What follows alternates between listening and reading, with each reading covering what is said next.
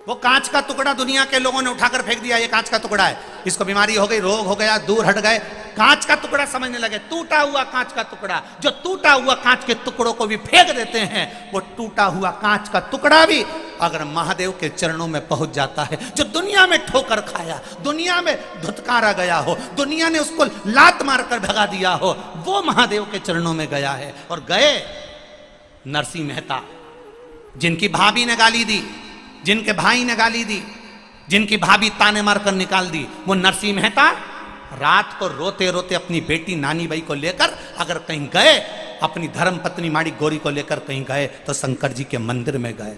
नरसिंह मेहता रात भर शंकर भगवान के शिवलिंग को गले लगाकर रोते रहे, रोते रहे, रोते रहे, रात भर रोए। मेरा महादेव सुबेरे प्रसन्न हो गया।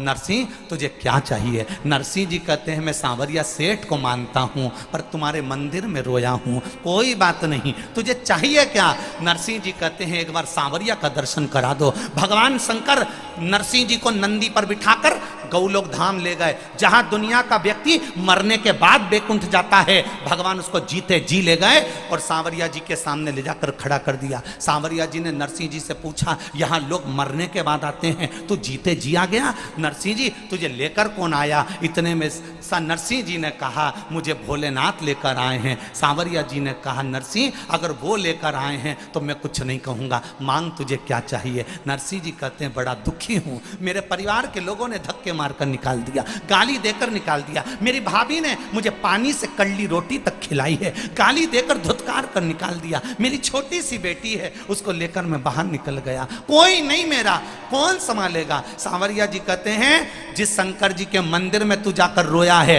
वो महादेव हल्का नहीं है, उसने तुझे सांवरिया से मिला दिया। जा नरसिंह, दुनिया के लोग तुझे भले धुतकारे, शंकर ने गले लगाया इसलिए मैं तुझे गले लगाता हूं, मैं तुझे राख केदार दे देता हूं, जब जब गाएगा तेरा सांवरिया दौड़ कर आएगा। और नरसिंह जी गाते थे, सांवरिया सेठ आता था। सांवरिया सेठ ने पूछा नरसिंह कभी तूने मुझसे पूछा नहीं कि मैं दौड़ कर क्यों आता हूं? क्योंकि मैं दौड़कर तेरे लिए नहीं, महादेव के भक्त के लिए आता हूं। जब महादेव का भक्त मुझे बुलाता है मैं दौड़ कर चले आता हूं। ये कोई साधारण है? साधारण? एक पत्र और देखिए,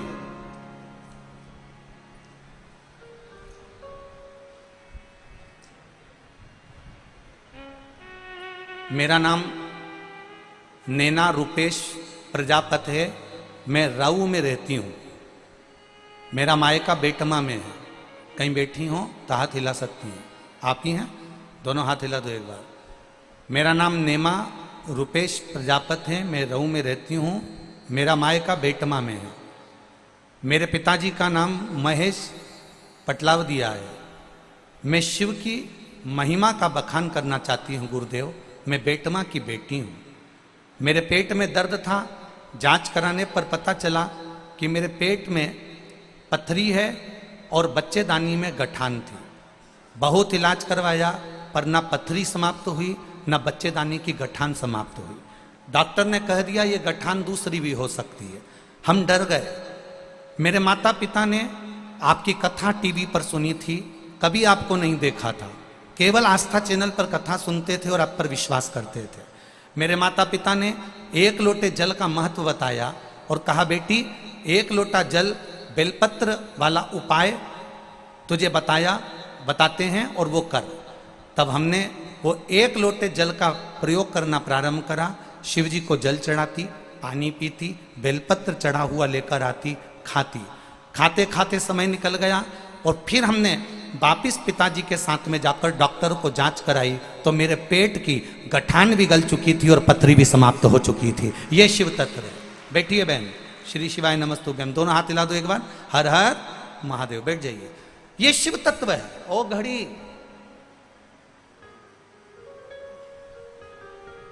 उसकी भक्ति, उसका भजन, उसकी श्रद्धा, उसका विश्वास, उसकी दृढ़ता आपको हार नहीं दे सकती। करो भजन उसका, करो स्मरण उसका। शंकर भगवान को जल चढ़ाने वाले को शंकर भगवान को ढूंढना नहीं पड़ता, शंकर भगवान अपने भक्त को ढूंढते हैं।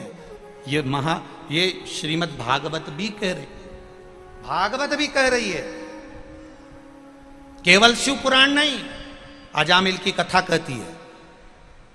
अजामिल भगवान के भजन में लगा रहता था, अजामिल भगवान की भक्ति करता था, अजामिल भगवान नारायण का स्मरण करता था। भजन करते करते करते करते करते करते अजामिल एक बार मंदिर से निकलकर जा रहा था, किसी वेश्या के भवन के सामने से निकल गया। वेश्या पर उसकी दृष्टि पड़ गई, वेश्या की दृष्टि अजामिल पर पड़ गई। दोनों ने एक दूसरे को देख लिया, दोनों के नयन मिल गए और अजामिल अब मंदिर जाना छोड़ दिया, भजन करना छोड़ दिया, सत्संग करना छोड़ दिया, वेश्या के चक्कर में पड़ गया। वेश्या से उसने शादी कर ली, वेश्या को ही वो अपने घर ले आया, वेश्या से विवाह कर लिया, वेश्या को घर लिया है, वेश्या घर। श्रीमद् भागवत में आता है संवाद।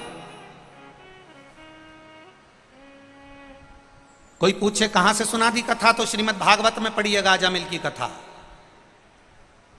मंदिर जाता था अजामिल, भजन करता था अजामिल, आराधना करता था अजामिल, सत्संग करता था अजामिल, संकीर्तन करता था अजामिल, प्रभु की भक्ति में डूबा रहता था अजामिल। केवल एक वेश्या के चक्कर में आ गया, वेश्या से विवाह कर लिया, शादी कर ली, घर आ गए, बच्चे हो गए और बच्चे हुए। अजामिल की धर्म पत्नी उस वेश्या के गर्भ से आखिरी संतान होने वाली है, आखिरी संतान।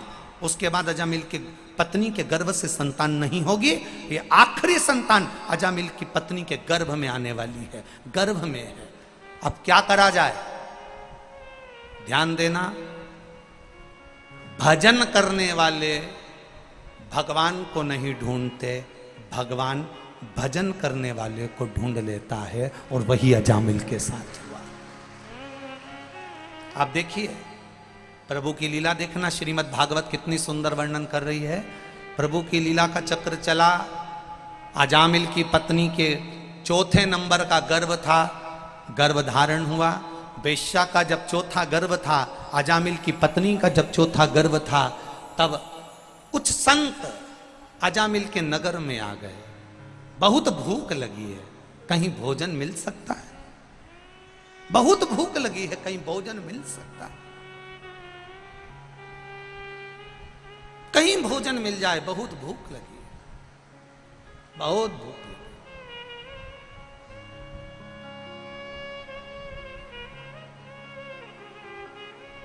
बहुत भूख लग रही है, कहीं भोजन मिल सकता है। कितना कितना पुकारा है, कितना।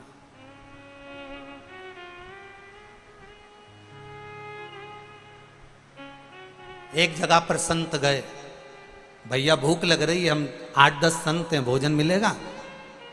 हाँ मिल जाएगा।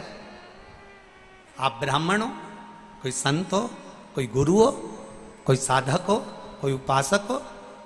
नहीं नहीं नहीं नहीं, हम ब्राह्मण नहीं है। क्या आपके गांव में कोई ब्राह्मण का घर है? आपके गांव में कोई ब्राह्मण का घर है? तब गांव के लोग हंसकर बोले, हमारे गांव में एक ही ब्राह्मण का घर है, वो है अजामिल का। पर अजामिल तो ब्राह्मण है, पर उसकी धर्म पत्नी वेश्या है।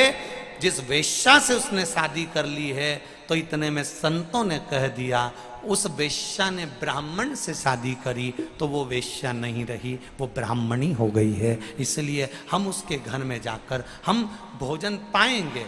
और सारे संत उस ब्राह्मण के घर चले गए, आवाज लगाई, अजामिल अजामिल अजामिल अजामिल। अजामिल दौड़कर बाहर आया, भगवान क्या बात है, आज इतने सारे संत मेरे यहां आए, क्या बात है, बोलिए क्या दूं मैं आपको?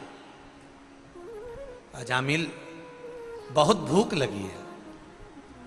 अजामिल ने कहा, मैं ब्राह्मण जरूर हूं, परंतु मेरी धर्म पत्नी वेश्या है। संतों ने कहा, ब्राह्मण से शादी कर कर ब्राह्मणी हो गई, कोई बात नहीं, उससे कहो भोजन बनाएगी और हम खाएंगे। अजामिल ने कहा, मैं भोजन तो बनवा दूंगा और भोजन खिलवा भी दूंगा, मना नहीं है, पर देने के लिए दक्षिणा नहीं है मेरे पास में। नहीं तो संत जब भोजन करने के बाद उठ कर जाते हैं तो कहते हैं कि लाओ जरा दक्षिणा दो। अब तुम कहो कि दक्षिणा दो तो मैं कहां से देने वाला हूं, मेरे पास में दक्षिणा नहीं। संतों ने कहा हमको दक्षिणा नहीं चाहिए। पक्का? पक्का। 1 रुपया भी नहीं दूंगा, मत देना, तू भोजन करा दे। अजामिल ने अंदर जाकर अपनी धर्म पत्नी से कहा, सुनो संत आए हैं, भोजन बनाओ। अजामिल की पत्नी ने भोजन बनाया, भोजन कराया। कराने के बाद ब्राह्मण जैसे ही भोजन करके उठे, उठते से ही अजामिल से बोले, अजामिल अब दक्षिणा दो। अजामिल ने कहा, मैंने आपको कहा था कि मैं दक्षिणा नहीं दूंगा, मेरे पास देने के लिए नहीं है, मैं आपको दक्षिणा नहीं दे सकता। अजामिल, दक्षिणा तो देना पड़ेगा, मेरे पास में 1 रुपया भी नहीं है। संतों, मैं तुम्हारे चरण पड़ता हूं, मेरे पास दक्षिणा देने के लिए नहीं। संतों ने कहा, अजामिल हमें धन की दक्षिणा नहीं चाहिए। अजामिल, हम तो केवल तुमसे एक वचन मांगना चाहते हैं। कौन सा वचन? अजामिल, बस इतना कर देना, वचन दो कि तुम्हारी धर्म पत्नी के गर्भ से जो संतान होगी उसका नाम तुम नारायण रख दोगे। बस इतनी सी दक्षिणा दे दो, बस बहुत। अब देखो, भगवान के भजन करने वाले को भगवान टॉर्च लेके भी ढूंढ लेता है। अजामिल के पास संत भेज दिए, संतों ने दक्षिणा में नारायण नाम मांग लिया। अजामिल ने विचार करा, बेटे का नाम कुछ भी रखूंगा, नारायण धर दूंगा। बेटे का नाम नारायण रख दिया, नारायण रखा। बच्चा बड़ा हुआ, ले नारायण रोटी खा, ले नारायण पानी पी, ले नारायण सो जा, नारायण इधर आ, नारायण इधर आ, नारायण नारायण नारायण नारायण नारायण नारायण कहता रिया। आखिरी में यमदूत बंदी बनाने आ गए, तब इसने अपने छोरे को बुलाया, नारायण जल्दी आ। अब वो नारायण तो नहीं आया, पर वो नारायण तुरंत आकर खड़ा हो गया। ये शिव तत्व है। वो नहीं आया, वो आकर खड़ा। और अंत समय प्रभु आना पड़ेगा, वचन दिया तो निभाना पड़ेगा। आए ना आए प्रभु कुटुंब कबीरा, अंत समय प्रभु आना पड़ेगा। अब वो नारायण नहीं आया, पर वो नारायण आ गया। अर्थात भगवान ने, अजामिल गलत रास्ते पर चला गया था, अजामिल गलत मार्ग पर चला गया था, अजामिल वेश्या के संग पड़ गया था, तो भी भगवान ने मन में सोचा, इसने बचपन में मेरा भजन करा, इसने जवानी में मेरा भजन करा, अब बिगड़ गया, कोई बात नहीं, फिर पकड़कर अपनी ओर ले जाता हूं। और भगवान ने संतों को भेजकर अजामिल के बेटे का नाम नारायण रखकर उसको वापिस बैकुंठ पहुंचा दिया। ऐसा होता है भगवान, जिसने एक बार बचपन में, जवानी में, अधेड़ी में, बुढ़ापे में जिसने देवाधिदेव महादेव को जल चढ़ाया है, शिवालय तक गया है, शंकर के मंदिर तक गया है, शिव महापुराण तक गया है, बाद में भले उसने जाना छोड़ दिया, पर मेरे महादेव ने उसका दरवाजा नहीं छोड़ा, उसके दरवाजे जाता रहा है। मेरा महादेव उसके द्वार तक आता रहा है, वो भले छोड़ दिया।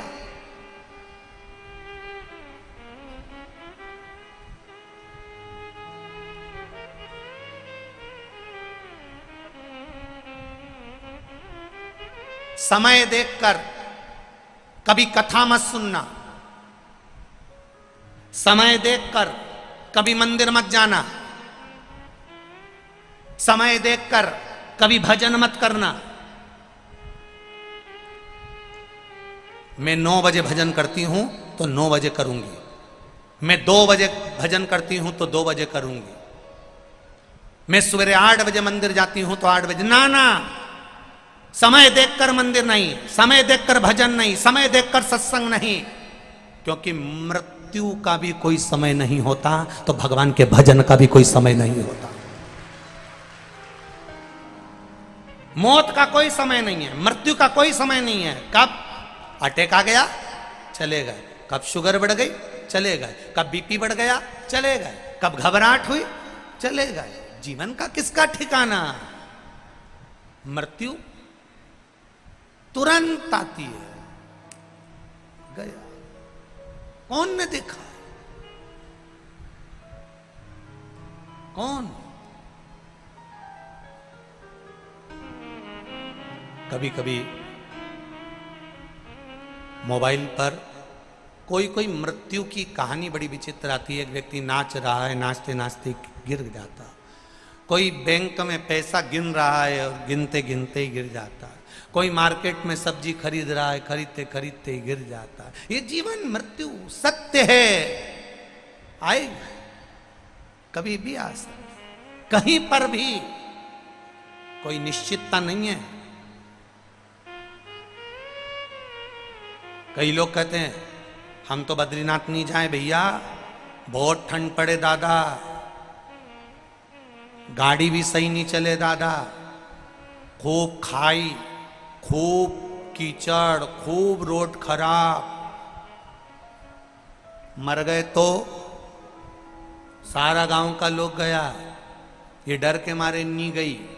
और मालूम पड़े बाथरूम में नहा के बाहर आ रही थी, पैर पोछनी पे पांव फिसला, ने नीचे भड़ी की, ने यहां लगी, ने गई, और वो 10 गए थे, आराम से आ गए। मृत्यु कहीं पर भी आ सकती है। राजा परीक्षित को कांच के महल में बंद कर कर रख दिया था कि तक्षक नाग नहीं आएगा। अनार के रस के गिलास में पेंदी में चिपक कर चले गया, मृत्यु आई।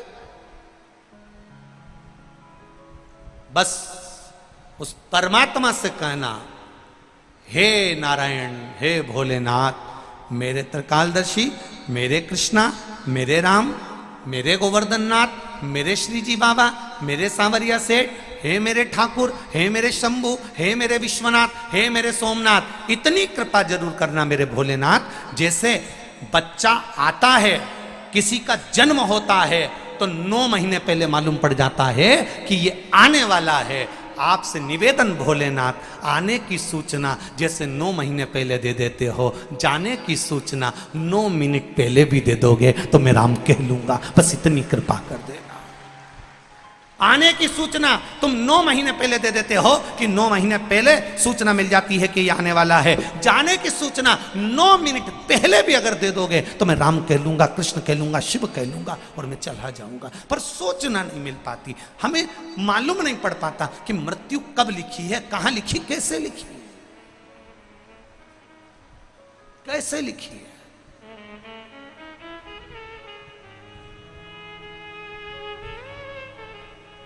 भजन करने वाले को भगवान को नहीं ढूंढना है। मेरी माताओं, मेरे भाई, आप शंकर जी के मंदिर जाते रहो, शिव मंदिर में जाते रहो, लोटा भर के जल चढ़ाते रहो, शिव की आराधना करते रहो, शिव तत्व को जानते रहो। दुनिया के लोग भले ताने देंगे, ये चल दी सियोर वाला महाराज की चेली, जबरदस्ती में चक्कर में पड़ी है वह सियोर वाला महाराज के। खूब लोग ताना देंगे, गाली देंगे, अपशब्द कहेंगे। मीराबाई को नहीं छोड़ा, नामदेव जी को नहीं छोड़ा, तुका राम जी के नहीं छोड़ा, रामकृष्ण परमहंस के नहीं छोड़ा, चैतन्य महाप्रभु को नहीं छोड़ा, श्रीमद वल्लभाचार्य जी को नहीं छोड़ा, रामानुजाचार्य जी को नहीं छोड़ा, निम्बाकरचार्य जी को नहीं छोड़ा। दुनिया के जितने संत साधु सन्यासी तपस्वी साधक उपासक प्रहलाद, ध्रुव, कर्मा, मीरा जैसे हुए, उनको दुनिया के लोगों ने ताने देने से नहीं छोड़ा। तो बेटमा वाली, तुम्हें कोई छोड़ेगा? कौन छोड़ने? करो। जो जितना ज्यादा ताना दे तुम उतनी जोरदार खजूर की चोटी बनाओ। और खजूर की चोटी ऐसी, खजूर की चोटी देखिए, देखिए ऐसी 3 बट लेके यूंच बना के यूंच खोसे और इधर से लगा के इधर खोसे और बढ़िया बना के छोटी मोटी बढ़िया बिंदी मिंदी लगा के सुरमा मुरमा लगा के जो ज्यादा बोले उसके सामने से और इठला के जा, आग लगे बस्ती में, अपन रो मस्ती। उतने जोरदार तरीके से बाबा के पास जा, बोल बोलो।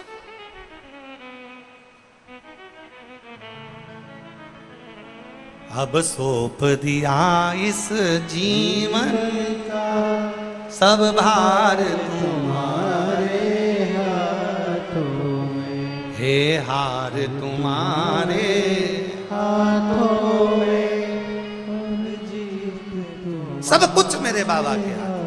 कहे दुनिया के लोग, गाली दें दुनिया के लोग, अपशब्द कहें दुनिया के लोग, ताना दे दुनिया के लोग, जितनी जितनी ठोकर लगेगी, जितना जितना ठोकर लगेगी, जितना जितना अपशब्द कहा जाएगा, जितना जितना ताना दिया जाएगा, जितनी जितनी गाली दी जाएगी, जितना जितना अपशब्द कहा जाएगा, उतने उतने सोने को जितना जितना तपाओगे वो उतना निखरता चले जाएगा। आप निखरते जाओ। वो तपाए, वो गालियां दे, वो अपशब्द कहे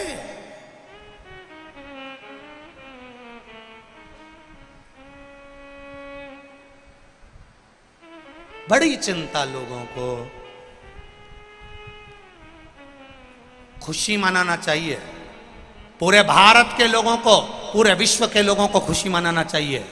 जिन शंकर जी के मंदिर में कोई नहीं जाता था, जिन शंकर जी के मंदिर के ताले नहीं खुलते थे, सुबेरे पंडित जी जाकर अकेले आरती करते थे, बंद कर कर शाम को आरती करने जाते थे, जिन मंदिर में कोई जाता नहीं था, आज उन शिवालय में दिन रात भीड़ बड़ी पड़ी हुई है। इसकी खुशी सनातन धर्म को होना चाहिए। इसकी प्रसन्नता पूरे सनातन धर्म को होना चाहिए।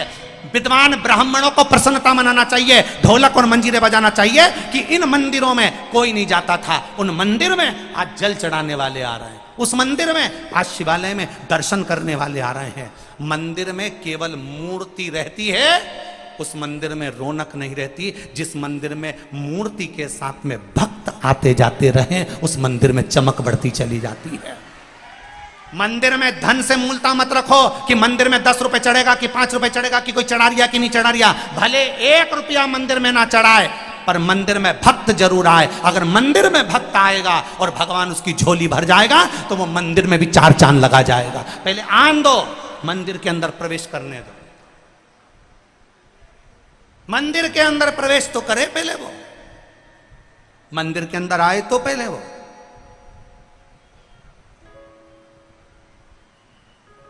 सिनेमा का टिकट लेके सिनेमा के अंदर बैठने तो दो, जान दो। पहले बैठेगा, पहुंचेगा, देखेगा, फिर ही तो जाएगा। जान दो, पहले बैठने दो, शिव मंदिर में आने दो, शंकर के द्वार आने दो, शिव की चौखट बनाने दो।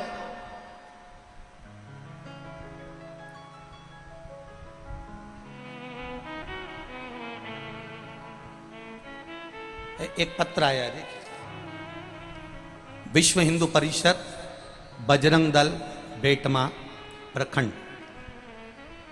विश्व हिंदू परिषद बजरंग दल बेटमा प्रखंड, गुरुजी, हम आपका सम्मान करना चाहते हैं केवल इसी बात के लिए कि जो मंदिर खाली पड़े थे, हमने सारी दुनिया के लोगों ने पूरी जान झोंक दी थी लोगों को मंदिर तक पहुंचाने के लिए, पर मंदिर तक नहीं पहुंच पाते थे। पर ऐसी अलख जगी कि पूरा राष्ट्र आज मंदिरों के अंदर जाकर बैठा हुआ है। यह राष्ट्र है। मैं विश्व हिंदू परिषद बजरंग दल बेटमा को बहुत बहुत साधुवाद देता हूं, धन्यवाद देता हूं कि आपकी भक्ति बड़ी प्रबल है। आपने विश्वास रखकर ये बात लिखकर भेजी, बहुत बहुत साधुवाद। पूरे विश्व हिंदू परिषद बजरंग दल को बहुत बहुत साधुवाद। एक विश्वास, आपकी जागरूकता, पहुंचो शिव के मंदिर तक।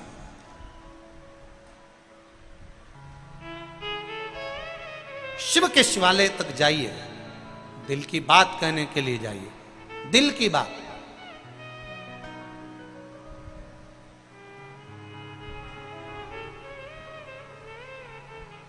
खाली ना जाता कोई, बोलो आप भी बोलो, दर से तुम्हारे खाली ना जाता कोई, दर से तुम्हारे मैं भी खड़ा हूँ नन्ही बाहें पसारे, मैं भी खड़ी हूँ नन्ही बाहें पसारे। अपने हृदय से लगा लो, लगा लो, गिरा जा रहा हूँ उठा लो उठा, प्रभु अपने दर से अब तो न टालो, गिरा जा रहा हूं उठा लो। प्रार्थना करिए उससे, निवेदन करिए उससे। और जब भक्ति का बल बढ़ता है, जब विश्वास बढ़ता है, जब दृढ़ता बढ़ती है, जब श्रद्धा बढ़ती है, जब विश्वास बढ़ता है, तब परमात्मा स्वयं प्रकट होता है। 3 दिन कथा को हो गए, आज कौन सा दिन है? जम के बोलो जरा, चौथा दिन है। 3 दिन कथा को हो गए, आप घर से चले होगे तब आपको गर्मी लगी होगी, घर से निकले होगे तो धूप लगी होगी। 3 दिन से कथा चल रही है और चौथा दिन है। 4 दिन से जैसे ही 1 बजे कथा चालू होती है, बाबा अपना हाथ करके छाया कर कर बैठ जाता है।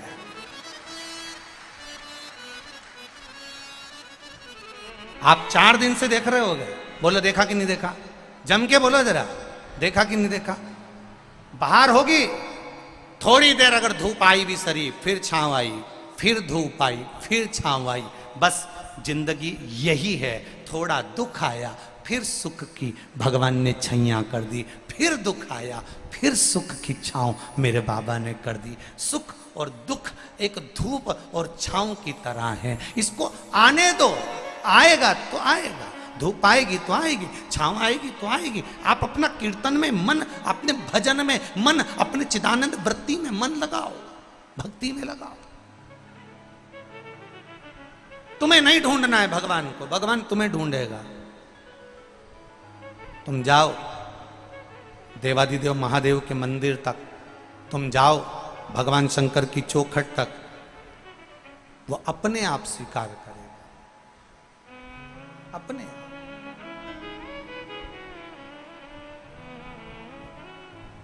प्रभु हम भी शरणागत हैं, स्वीकार करो तो जाओ। उसके चरणों में पहुंच जाओ, उसके चरणों में जाकर निवेदन करते, उसकी भक्ति, उसका भजन, उसका स्मरण, उसका कीर्तन सुख देने वाला होगा, आनंद देने वाला।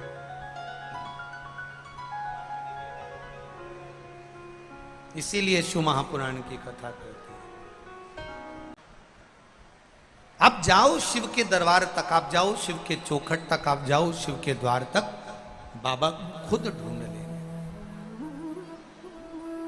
स्वयं।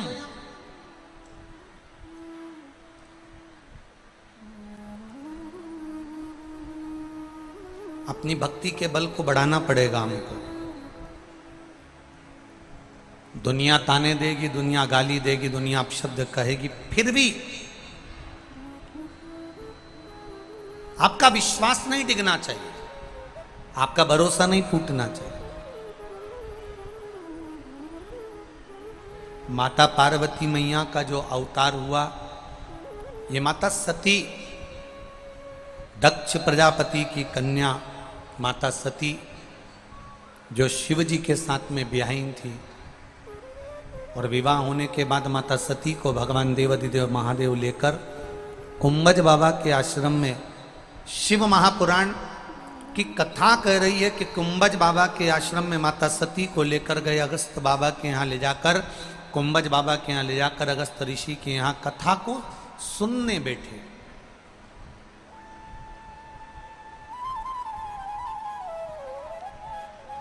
कथा श्रवण करने के लिए विराजमान हुआ, पर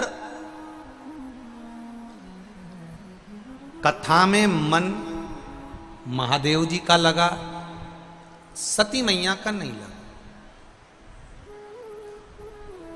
थोड़ा सा ध्यान देना इस कथा पर। शिव से बड़े दुनिया में कोई वक्ता नहीं हुआ। शंकर भगवान ने कथा कही, माता पार्वती जी ने सुनी। वही कथा एक तोते के बच्चे ने सुन ली थी। जिसने वेद व्यास जी को कही। वेद व्यास जी ने वही कथा शास्त्रों में, पुराणों में वर्णन करी, जिसको आज तक दुनिया के लोग आज तक बाच रहे हैं, आज तक बाच रहे हैं। शिव जी जैसा कोई वक्ता नहीं, और शिव महापुराण की कथा कह रही है, भगवान शंकर का संवाद कह रहा है, शिव जी जैसा वक्ता नहीं और शिव जी जैसा कोई श्रोता नहीं। चंचुला देवी का पति बिंदु प्रेत योनि में चले गया। चंचुला देवी का पति बिंदु जब प्रेत योनि में चले गया, तब चंचुला देवी ने देवाधिदेव महादेव से प्रार्थना करी कि मुझे कथा करवाना है शिव महापुराण की, और कोई जजमान नहीं मिल रहा।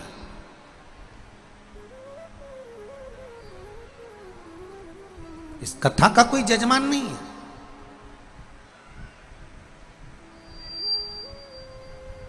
अब आप स्वयं जजमान बनकर कथा सुने, आप स्वयं जजमान बनकर इस कथा का रस तत्व ग्रहण करें। शंकर भगवान ईश्वर जी बने, पार्वती जी गोरा जी बनी, गणा बने, गौर बने, और दोनों ने मिलकर शिव महापुराण की कथा को श्रवण किया। शिव जैसा कोई वक्ता नहीं, और शिव महापुराण की कथा कहती है मेरे भोलेनाथ शिव जैसा कोई श्रोता नहीं। इसलिए शिव महापुराण की कथा, भगवान शंकर की संवाद, भगवान शिव महापुराण की कथा कहती है, भगवान शंकर का संवाद कहता है कि जितने भी शिव महापुराण के सुनने वाले श्रोता आते हैं, जितने भी शिव महापुराण की कथा को सुनने वाले आते हैं, ये केवल श्रोता नहीं होते हैं, केवल श्रोता नहीं है। शिव महापुराण की कथा कह रही है, ये केवल श्रोता नहीं, शिव महापुराण की कथा कहती है ये सब जितने भी सुनने के लिए आए हैं, ये सब शंकर भगवान का ही एक स्वरूप होते हैं, जो शिव महापुराण की कथा में पहुंचते हैं।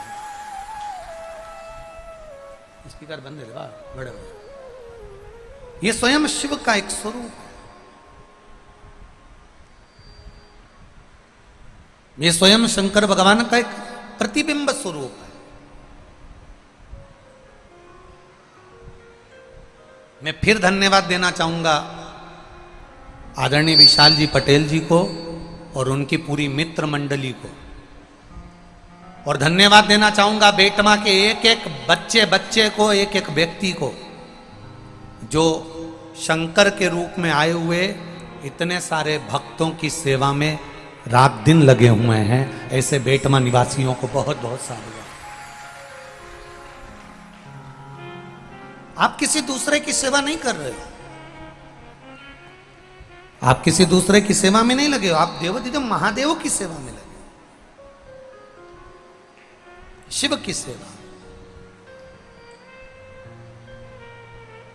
शिव महापुराण की कथा कह रही है, सती मैया को लेकर बाबा देवाधिदेव महादेव भगवान शंकर मां सती को लेकर कुंभज बाबा के आश्रम में, अगस्त ऋषि के आश्रम में पहुंच गए, और अगस्त ऋषि के आश्रम में जब पहुंचे, माता सती का मन कथा में नहीं लगा, माता सती का मन नहीं लगा कथा में, शिव जी का मन लग गया। कई लोग ऐसे आते हैं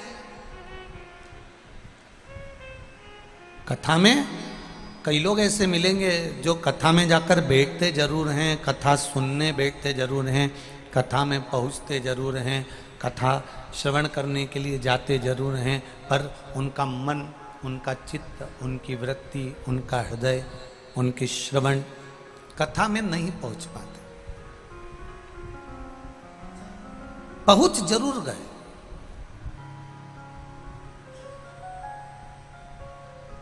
पर मन नहीं लग पाया। सती मैया का भी मन नहीं लगा।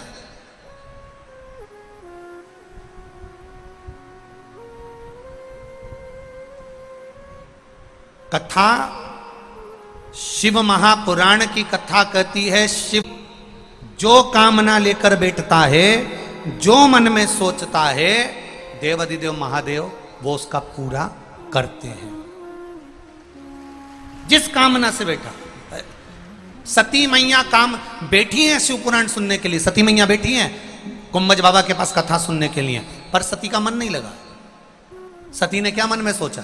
माता सती ने विचार करा, मेरे पति भी मुझको कहाँ लेकर आए।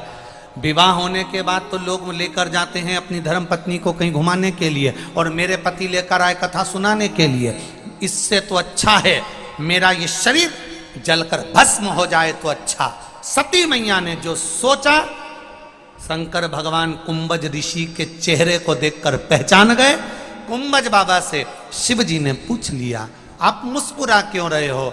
कुंभज बाबा ने कहा, सती कथा सुनते सुनते अपने मन में कुछ मांग रही है। शिव जी ने पूछा, कथा सुनते सुनते अगर कुछ मांगा जाए तो पूरा होता है? होता है, बिल्कुल होता है। तो सती ने जो मांगा वो होगा? होगा। तो मैं भी कुछ मांग लूं? मांग लो। शंकर भगवान भी ध्यान लगाकर बैठ गए कथा सुनते सुनते। अब कुंभज बाबा से पूछा भोलेनाथ जी ने कि सती ने क्या मांगा और मैंने क्या मांगा? तो कुंभज बाबा ने कह दिया, सती ने सोचा कि मैं जलकर भस्म हो जाऊं तो अच्छा, और आपने सोचा कहीं से राम का दर्शन हो जाए तो अच्छा। दोनों को वही की वही होगा। सती मैया जलकर भस्म हुई और शंकर भगवान को राम जी का दर्शन हुआ। जो मांग, एक पत्र आया है देखिए,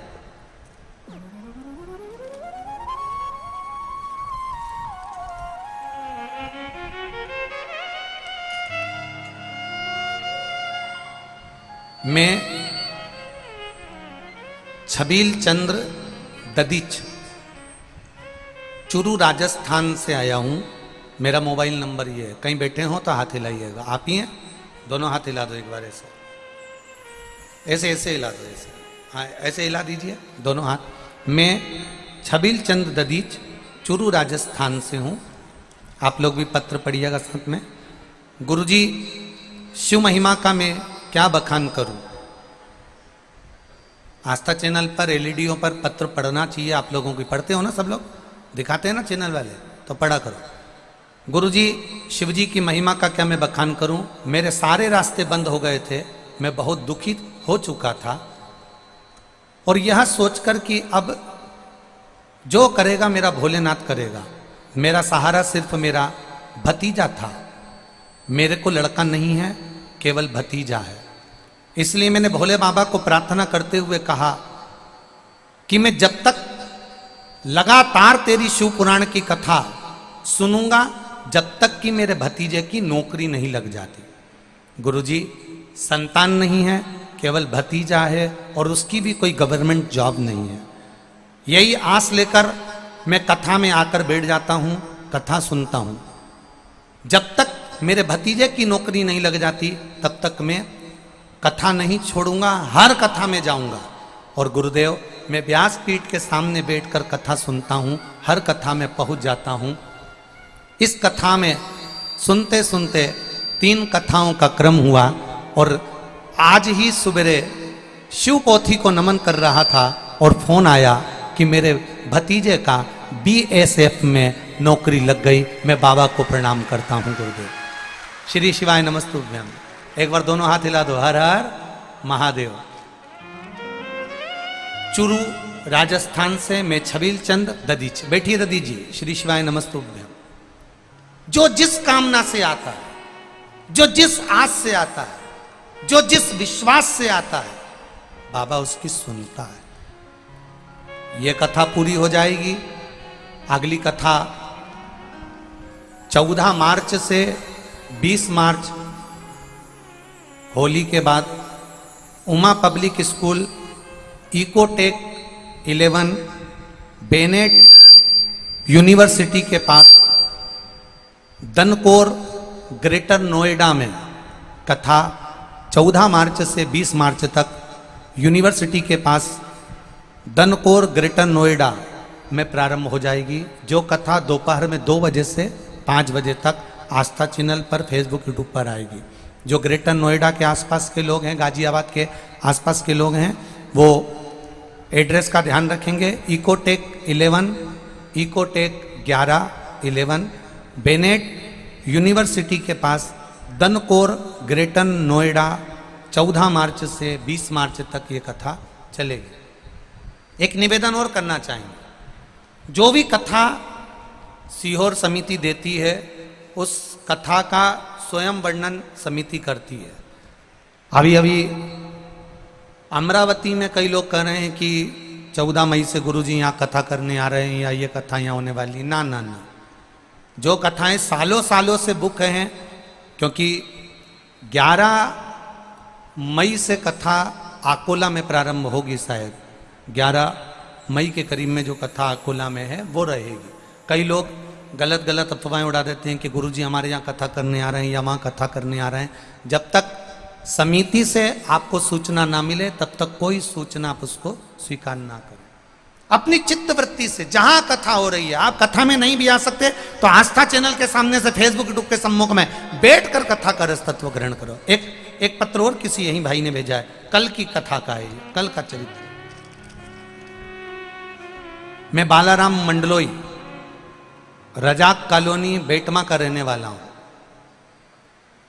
कल की घटना गुरुजी मैं कथा में वर्णन करना चाहता हूं, आप भी पत्र पढ़िएगा साथ में। मैं बालाराम मंडलोई, रजाक कॉलोनी, बेटमा का रहने वाला हूं। कल की घटना गुरुजी, मैं कथा में 2-3 दिन से यहाँ सेवा में व्यस्त हूँ, लेकिन कल गुरुवार के दिन आरती के समय 4 बजे मेरे पास फोन आया कि अचानक गेहूं के खेत में शॉर्ट सर्किट होने से आग लग गई। मैंने फायर ब्रिगेड को फोन लगाया, लेकिन कई और होने से कारण फायर ब्रिगेड 1 घंटे देर से आने का बोल दिया। गुरुदेव, मेरा यह भीड़ से, इतनी भीड़ बेटमा में है कि यहां से निकलने में समय लगता, मैं क्या करता। मैंने भूमि को प्रणाम करा, जमीन को नमन कर कर, कंकर शंकर को मानकर निवेदन करा, बाबा अब फसल तेरे हाथ में है। बस इतना कहना था।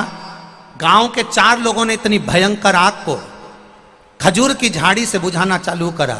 हवा इतनी तेज चल रही थी कि आग फैलना चालू हुई, पर जैसे ही मैंने यहां नमन करा, नमन करते से हवा चलना बंद हो गई और 5 मिनट के अंदर आग पूरी बुझ गई। मैं बाबा को नमन करता हूं, फसल का फोटो भी लगा रहा हूं। यह शिव तत्व है। मैं अपना फोटो जो फसल जली उसके साथ लगा रहा हूं। ये मेरे शंकर की उदारता है गुरुदेव। दुनिया के लोग कहते हैं कि पंडाल में कथा सुनने से क्या मिलता है, मैं कहता हूं मेरी फसल बच जाती है। ये मेरा महादेव है, शिव तत्व है ये। ओ घड़ी त्रिकालदर्शी, कैलाशी, अविनाशी। फिर कहूंगा बेटमा वालों को, फिर कहूंगा बेटमा के आसपास के क्षेत्रवासियों को, मौका मिला है अपना दरवाजा छोड़कर उसके दरवाजे पर बैठकर कथा सुनने का मौका मिला है। दिल से सुनो तो वो भी तुम्हारे दरवाजे पर खड़ा मिलेगा, हर पल, हर घड़ी, हर क्षण सुनो उसकी कथा। और मैं विशाल पटेल जी को धन्यवाद देता हूं। रोज प्रतिदिन आप टेंट बढ़ा रहे हो, रोज प्रतिदिन इधर टेंट बढ़ रहा है, इधर टेंट बढ़ रहा है, प्रतिदिन बढ़ाते जा रहे हो। भक्तों के लिए बैठने की सुचारू व्यवस्था रखी है, जल की व्यवस्था रखी, बहुत बहुत साधुवाद है आपको। इस भीषण गर्मी में आपकी व्यवस्थाएं बहुत जोरदार है, बाबा की कृपा है। तो एक बार जोरदार ताली बजाओ, बहुत बहुत साधुवाद है आपको, बहुत साधु। श्रवण करो कथा का रस तत्व। जाओ शिव के दरवाजे, जाओ शिवालय, शंकर के मंदिर तक, उसकी चौखट तक, 1 लोटा जल लेकर पहुंचिए उस शिव के द्वार तक। करो उसका स्मरण, करो उसका भजन, मिलेगा।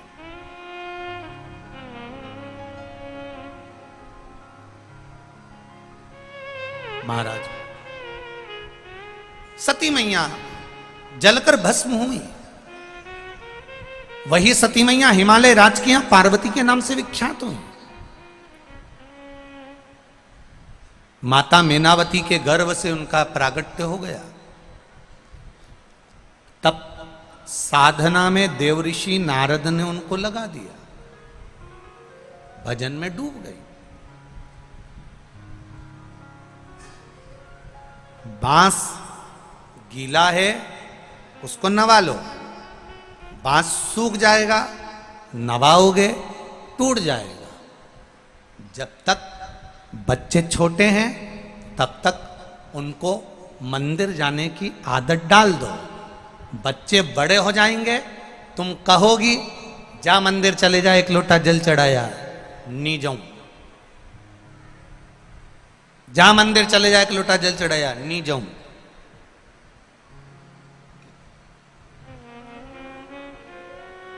नहीं जाएंगे। छोटे हैं, छोटा सा लोटा हाथ में पकड़ा दो,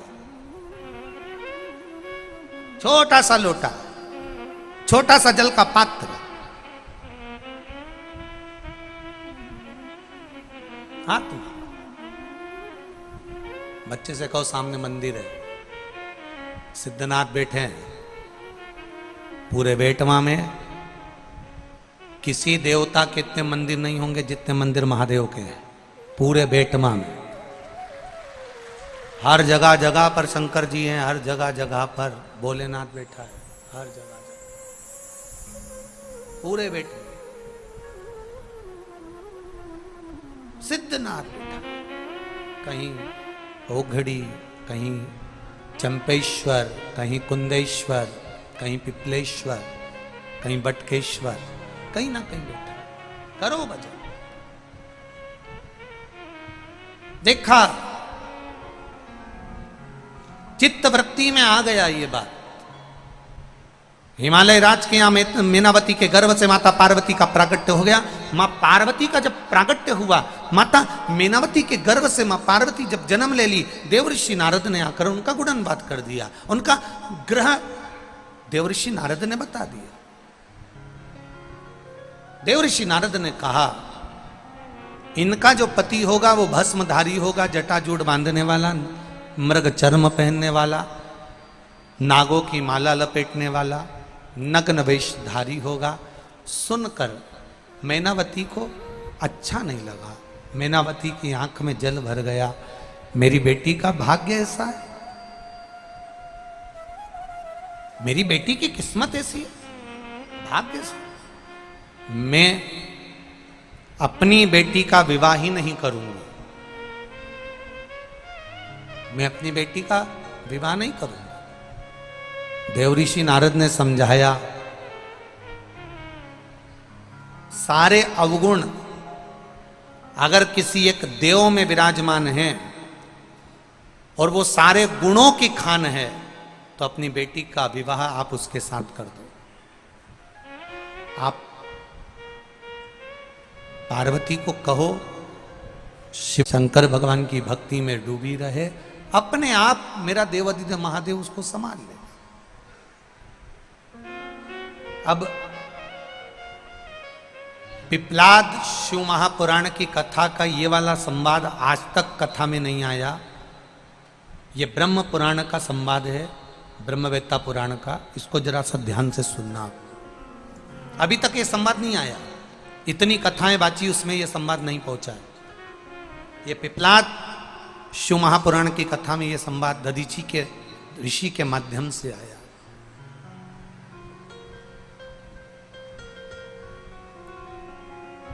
स्वयं माता पार्वती तप में लीन हो गई, साधना में लीन हो गई। इधर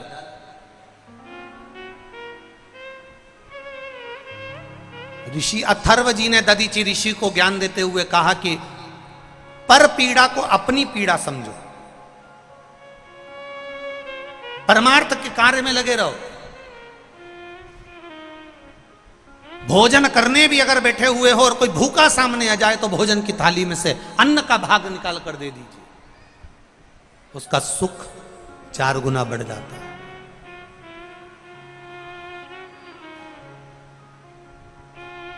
महाराज ऋषि अथर्व ने जब दधीची ऋषि से अपने दिल की बात कहना प्रारंभ करी, तो दधीची ऋषि ने एक प्रश्न अपने पिता के सामने रख दिया।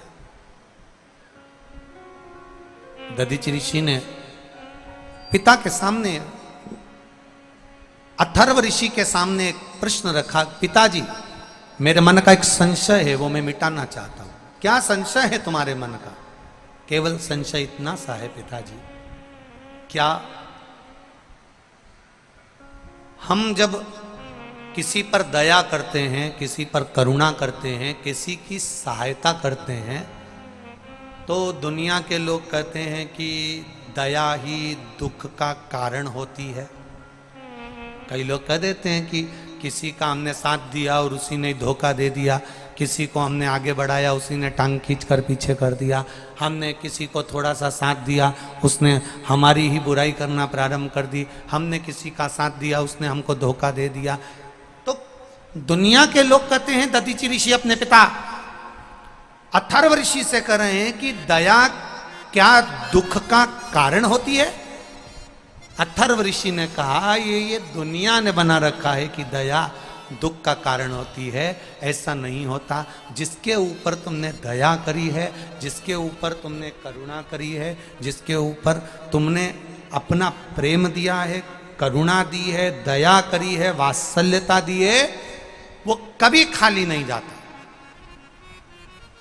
अथर्व ऋषि कह रहे हैं तुम्हारे द्वारा की गई करुणा, दया, प्रेम, वात्सल्यता, करुणता एक ना एक दिन तुम्हारे सामने आकर खड़ी हो जाती है, निश्चित है।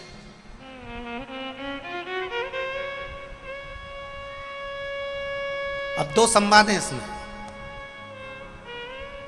दो संवाद।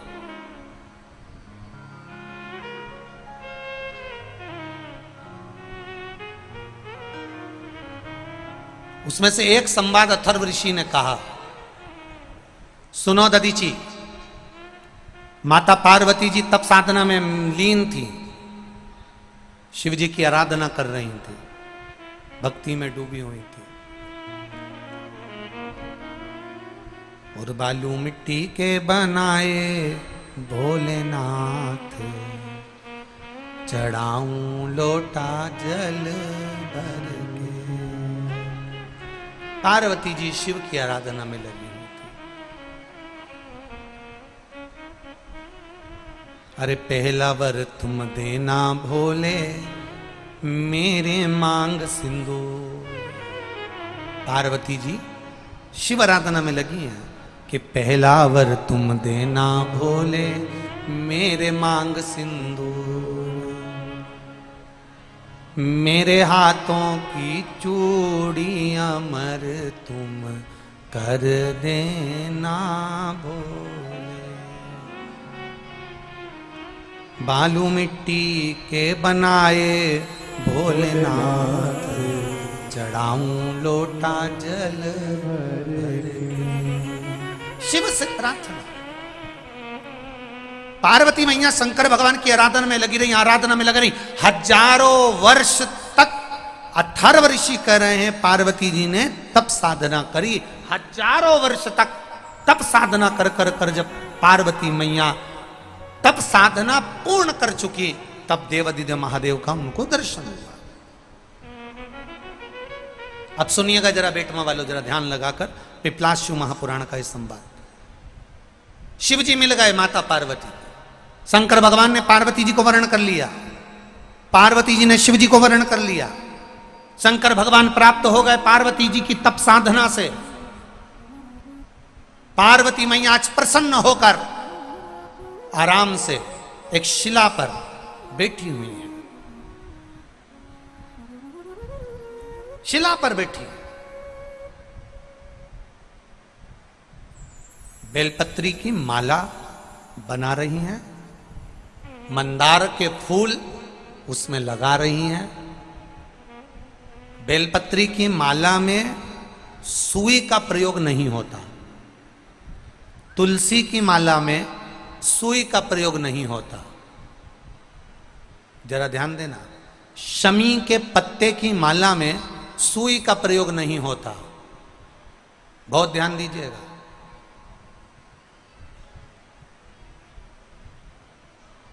तुलसी की माला में सुई का प्रयोग नहीं होता, बेलपत्री की माला में सुई का प्रयोग नहीं होता, शमी की माला में सुई का प्रयोग नहीं होता, आंवले के वृक्ष की पत्ती की माला में सुई का प्रयोग नहीं होता, पीपल के पत्ते की माला में सुई का प्रयोग नहीं होता, बड़ के पत्ते की माला में सुई का प्रयोग नहीं होता। थोड़ा ध्यान रखना इस बात के लिए, इसमें सुई नहीं लगना चाहिए,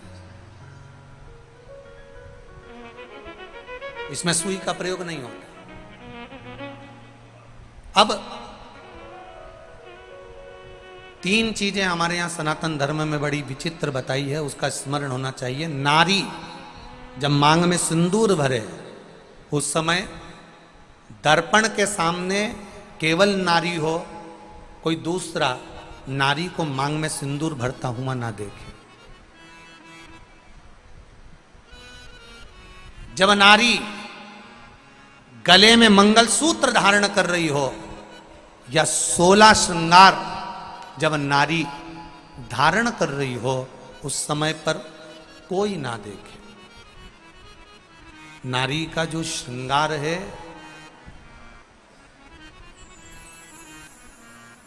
एक विवाह के समय पर और एक मृत्यु के समय पर। सौभाग्यवती नारी का श्रृंगार 2 जगह पर भले सर्व रूप में देखा जा सकता है, क्योंकि बाराती सब बैठे रहते हैं और दूल्हा मांग भरता है, बाराती सब बैठे रहते हैं और दूल्हा मंगलसूत्र पहनाता है, सब लोग बैठे रहते हैं और पांव में बिछुड़ी दबाई जाती है, सब बैठे हुए हैं, मांग का सिंदूर भरा रहा। और एक अखंड सौभाग्यवती नारी जब जाती है तब सबके सामने सब खड़े हैं और पति अपनी पत्नी को मांग में सिंदूर भरकर आखिरी में भेज देता है, भेजता। ये 2, पर इसके बीच में जो स्त्री का जीवन है, इसके बीच में जो नारी का जीवन है, एक बहू, मैं निवेदन करना चाहूंगा आज की बेटियों को, भले तुम पढ़ लो, लिख लो, डॉक्टर बन जाओ, इंजीनियर बन जाओ, कलेक्टर बन जाओ, एसपी बन जाओ, तुम्हारी मर्जी पड़े तुम मिनिस्टर बन जाओ, मना नहीं, पर हमारे सनातन धर्म की संस्कृति से दूर मत हटना। मुख में हिंदी, माथे पर बिंदी, ये मेरे भारत की सनातन धर्म की निशानी आपके भीतर होना चाहिए।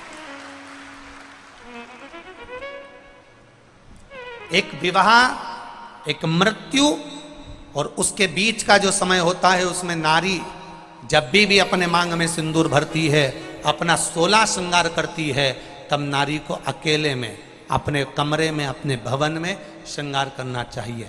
यहां तक शास्त्र कहता है कि छत पर खड़े होकर भी बाल नहीं बांधना चाहिए।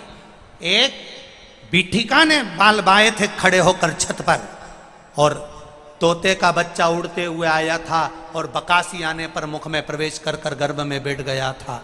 वो कथा भी हमारे यहां है। कंस का जन्म कैसे हुआ, ये आप सब श्रीमद् भागवत की कथाओं में सुन चुके हो कि नारी रजोधर्म में थी और रजोधर्म की वो नारी 3 दिन बाद केश धोकर बाहर गई और द्रुमलिक नाम का एक असुर ने देख लिया और वो उसके साथ में रहने लगा और उसके माध्यम से उसका गर्भ ठहर गया। यहाँ तक हमारे संवाद करते हैं, उसमें थोड़ा सा स्त्री को समझना है, थोड़ा सा नारी को समझना। आप करो श्रृंगार, आप करो श्रृंगार, आपका श्रृंगार करने को मना नहीं है। सास, ससुर, देवर, जेठ, परिवार, घर के बड़े, घर के बुजुर्ग खड़े हैं, उस समय पर श्रृंगार नहीं। आप जाओ अपने कक्ष में, श्रृंगार करके आइए, मना नहीं, पर किसी की सम्मुखता में नहीं।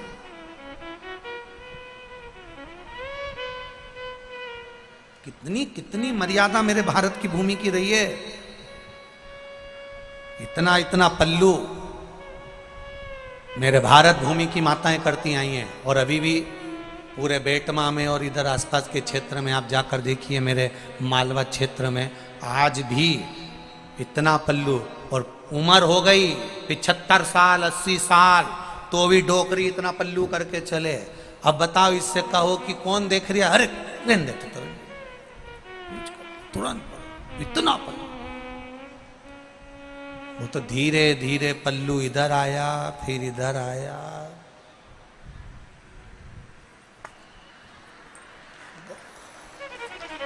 कहीं नहीं बचे आज। अब तो बहुएं इतना पल्लू केवल 2 वाल रहती है, एक बार शादी करके आती है तब, क्योंकि मुंह दिखाई में सोने की रकम मिले। और एक बार बहू इतना पल्लू जब रहती है जब घर में कोई डोकरा डोकरी बुढ़ा बुढ़ी मरे तब, क्योंकि आंख में आंसू एक भी नहीं आए, बस अंदर जबरदस्ती चिल्लाए। बस 2 बारी रोती बस तो आंख में आंसू, बस पल्लू इतना ही बस। और वो भी भगवान जाने ऐसी डिजाइन में रोती, इतनी डिजाइन में भगवान। वो एक बार हम तो यहीं की बात बताएं, मतलब कहाँ किसको बोलने जावे, यही क्षेत्र तुम्हारा ही क्षेत्र।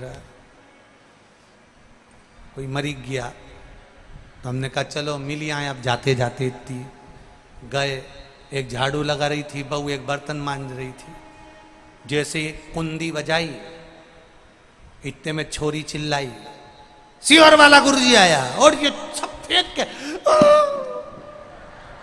जो पड़ी रोवा। फिर और हम बैठे जब तक रेडियो की आवाज एकदम तेज थी,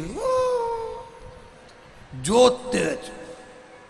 और थोड़ी देर बाद फिर उनके पति वगैरह हमारे पास आके बैठे और उन्होंने कहा जाओ अंदर से पानी लिया। इतने में सब चुप, एक के मुंडे से मुंह नहीं निकले, खत्म समाप्त। तो फिर क्या उन मालवा के संत श्री नागर जी महाराज बिल्कुल सही तो कहे, तेरा तेरा दिन याद करे क्यों रे नर सुमिरन। अब भटक रहा था और जीव बस रहा। पार्वती मैया बैठी, एक शिला पर पार्वती मैया बैठी, और शिला पर पार्वती मैया बैठकर बेलपत्री के उन पत्तों की माला बना रही हैं। बेलपत्री के पत्तों की माला और मंदार के फूल और शमी पत्र उसमें लगाकर माला तैयार कर रहे हैं।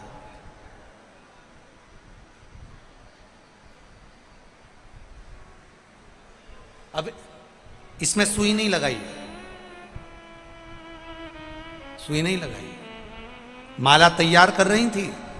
तैयार करते करते ही माता पार्वती के कानों में एक बच्चे की रोने की आवाज आ गई। जरा सुनिएगा पिपलाशु महापुराण कथा। बच्चा रो रहा है, बड़ी तेज आवाज में रो रहा है, मां बचाओ मां बचाओ मां बचाओ। माता बचाइए माता बचाइए माता बचाइए। बच्चा रो रहा है, चिल्ला रहा है, तेज आवाज में पुकार रहा है। बहुत तेज आवाज कानों में पहुंची, बहुत तेज आवाज थी।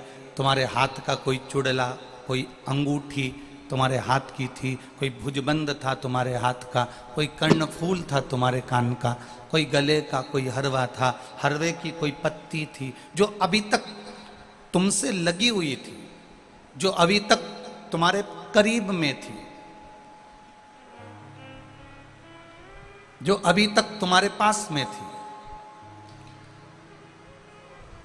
अगर वो तुम्हारे पास की वस्तु, तुम्हारे करीब में रखी हुई वस्तु, तुम्हारे नजदीक में रखी हुई वस्तु कहीं खो जाती है तो आप उसको ढूंढते हो।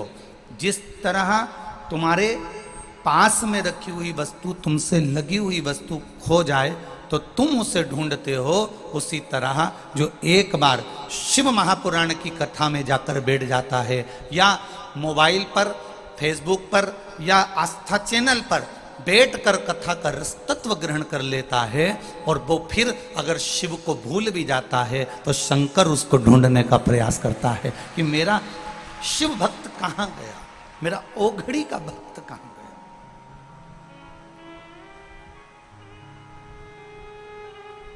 वो शिव तत्व को जानने वाला, वो शंकर भगवान का गुणगान करने वाला, वो गया कहाँ है।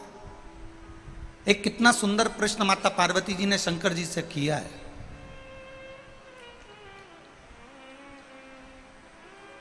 कई बार माताएं अपने पति से भी ये प्रश्न करती है, जो प्रश्न माता पार्वती जी ने शिव जी से किया। माता पार्वती जी ने शंकर भगवान से कहा कि एक बात बताओ, कि आपने विष पिया, उस विष को आपने पेट में नहीं उतारा, कंठ पर धारण करके रख लिया और आपका नाम नीलकंठेश्वर महादेव पड़ गया। आपका नाम नीलकंठ महादेव पड़ गया। पार्वती जी ने अपने पति से, पार्वती जी ने देवादिदेव महादेव से प्रश्न किया, मुझे केवल इतना सा बता दो कि उस जहर को तुमने पिया क्यों, और पिया तो उसको पेट में उतारा क्यों नहीं? तुमने वो जहर पिया क्यों? कारण क्या था तुम्हारा जहर पीने का? वो विष पीने का कारण क्या था? और अगर आपने वो विष पिया तो उसको पेट में क्यों नहीं उतारा, उसको अंदर क्यों नहीं उतारा, उसको केवल गले में क्यों रखा? ये माता पार्वती जी का प्रश्न भगवान देवादिदेव महादेव से। और ये केवल माता पार्वती जी का प्रश्न नहीं, प्रत्येक माताओं का कभी कभी अपने पति से प्रश्न रहता है, तुम्हें जब ये बात मालूम थी तो तुमने मुझे क्यों नहीं बताई? कई माताओं का ये प्रश्न अपने अपने पतियों से रहता है, तुमको ये बात मालूम थी तो तुमने मुझे क्यों नहीं बताई? और तुमको अगर ये बात मालूम थी तो तुमने छुपा के रखी, मेरे सामने प्रस्तुत क्यों नहीं करी, मेरे सामने प्रकट क्यों नहीं करी? आखिर बात क्या है, कारण क्या है? क्या कारण है, क्या बात है? मुझे तो बताओ कम से कम। जैसे देवादिदेव महादेव से माता पार्वती जी कह रही हैं कि भोलेनाथ प्रभु आखिर आपने विष पिया क्यों? और विष मान लो पी भी लिया तो उसको पेट में उतारा क्यों नहीं? उसको गले में क्यों धारण करके रखा, कंठ पर क्यों धारण करके रखा? अब आपने अपने पति से पूछा कि तुम्हारे को ये बात मालूम थी तो तुमने मुझे बताया क्यों नहीं? पति क्या जवाब देगा? अरे छोड़ उस बात को, जाने दे, फालतू की बात मत कर, समय बर्बाद मत कर, आराम से सो और मुझे भी सोने दे। नहीं, पहले मुझे बताओ, तुमको ये मालूम था तो तुमने मुझे क्यों नहीं बताया? अरे मैं तेरे हाथ जोड़ूं, चुप रहे। नहीं बताया तो नहीं बताया, नहीं मारे तो बता, बताओ मुझको कि तुमने आखिर मुझसे ये बात छुपाई क्यों? अरे पति क्या, ओ जगदम्बा, छुपा ली ना, हो गई ना, अब बात खत्म कर, अब क्यों माता बच्ची करे? तो नहीं,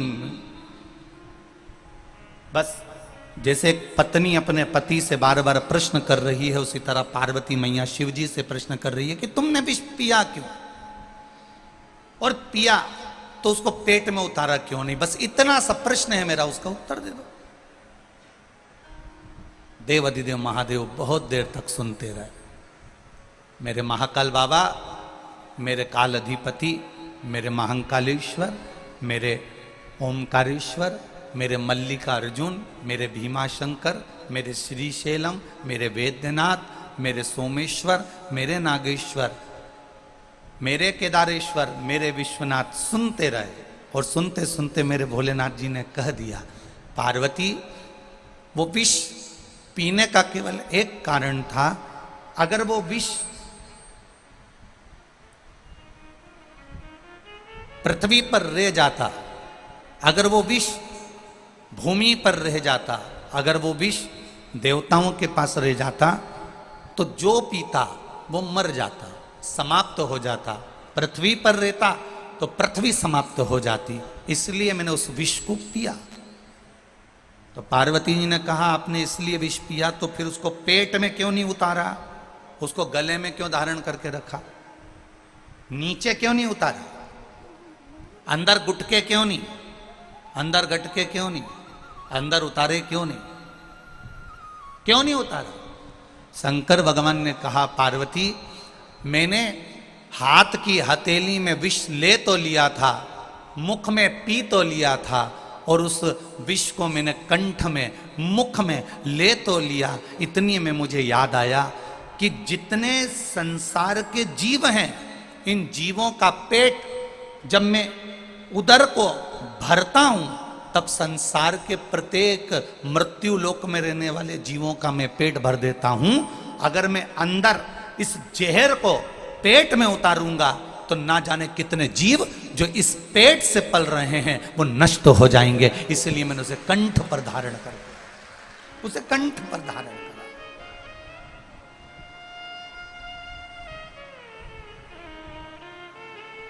मेरे माताओं, मेरी जीजियों और मेरे जीजाओं, एक बात बहुत ध्यान से सुनना, अपनी जिंदगी में उतार कर रखना।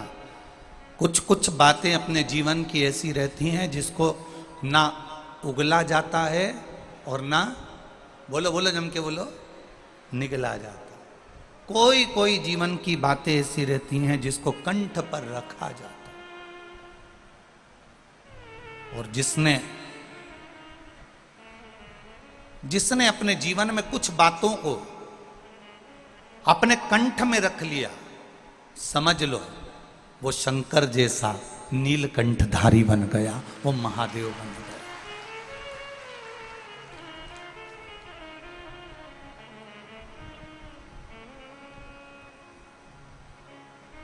रखो कंठ में।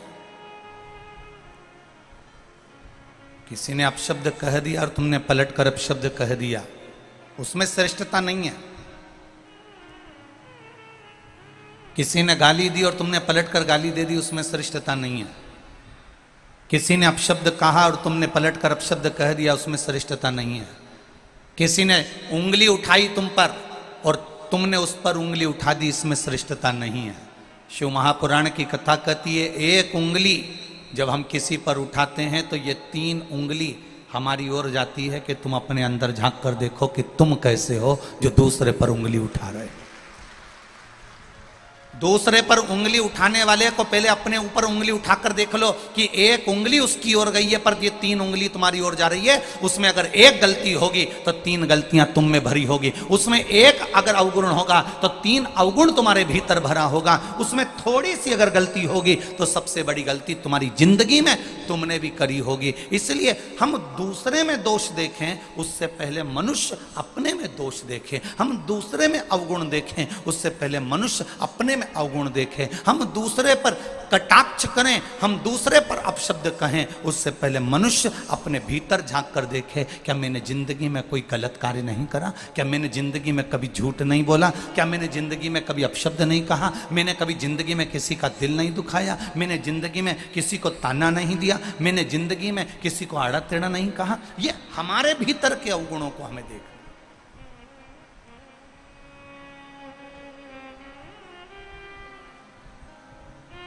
सास बहू को सुधारने में लगी है।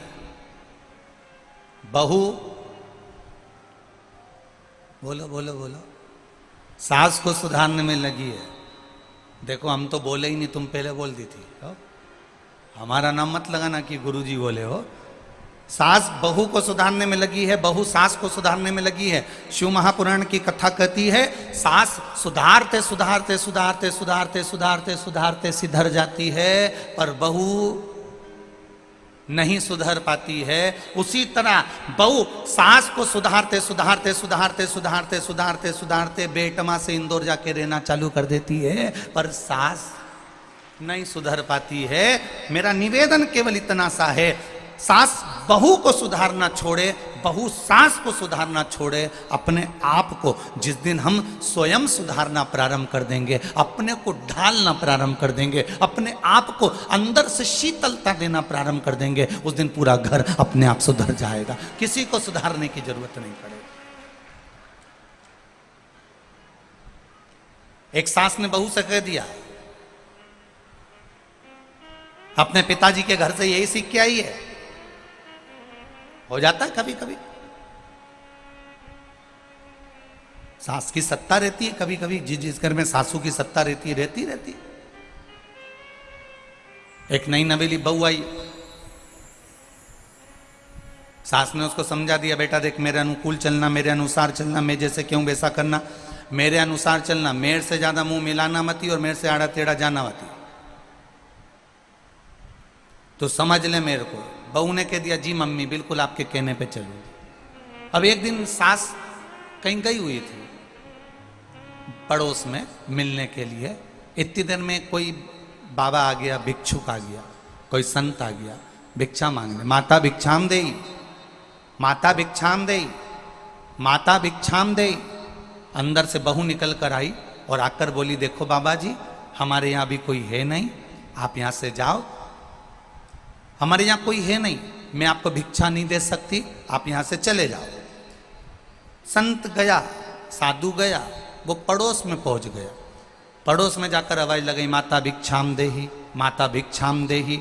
जैसे ही आवाज लगाई वैसे ही जो दरवाजे पर बैठी थी, इसकी सास भी बैठी थी और पड़ोसन की सास भी बैठी थी। पड़ोस वाली सास ने सुना और सुनते से अपनी बहू को आवाज लगाया, बेटा अंदर रोटी रखी हो तो संत को दे दे। बहू ने आकर रोटी दी। इतने में सास ने बाबा से पूछा, बाबा ये बताओ, पास वाले मकान में भी गए थे क्या? हाँ माँ, गया था। फिर वहां एक बहू मिली थी, उस बहू ने कह दिया, हमारे यहाँ कुछ नहीं है, हमारी सास नहीं है, घर में कोई है नहीं, तुम तो जाओ अभी यहाँ से। अच्छा ऐसा बोली, चल तो जरा बाबा चल। और बाबा का हाथ पकड़ के डोकरी बूढ़ी माँ सास घर ले गई। आवाज लगाया बाबा को खड़ा कर, बहू बहू।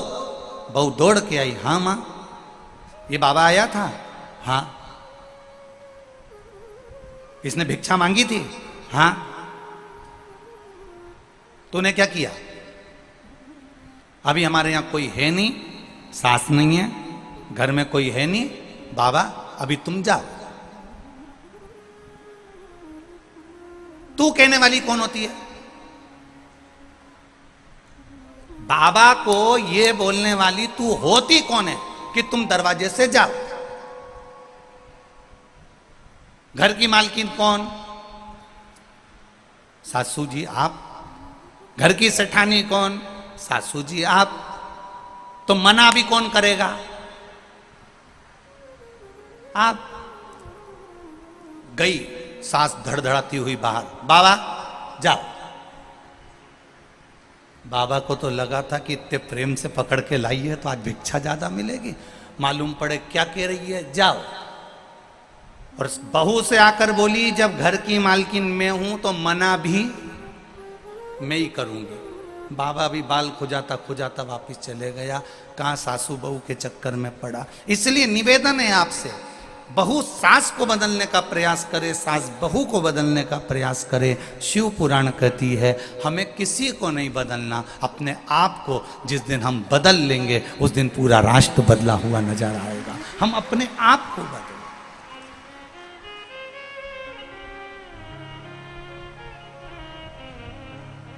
गायत्री परिवार के लोग हमेशा कहते आए हैं, हम सुधरेंगे युग सुधरेगा, हम बदलेंगे, बोलो जम के, युग बदलेगा।